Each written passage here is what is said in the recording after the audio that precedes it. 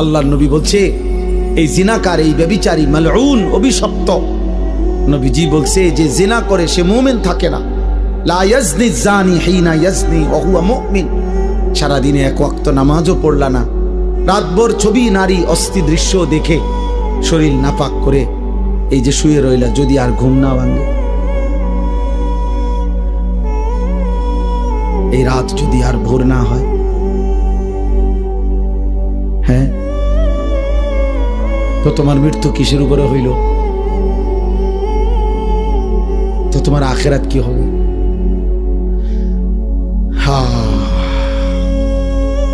আমার একজন আপনজন এরকম, উনি ভালো মানুষ ছিলেন, কিন্তু এই রাত্রিবেলা দরজা বন্ধ কইরা, লাইট বন্ধ কইরা স্বাভাবিকভাবে ঘুমাইছেন। সকালবেলা দরজা খুইলা ভাঙ্গা দেখছে ঘুমের মধ্যেই মরে আছে।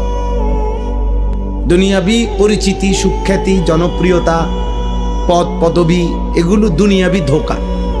এগুলো দুনিয়া যাদের দরকার, ক্ষমতা যাদের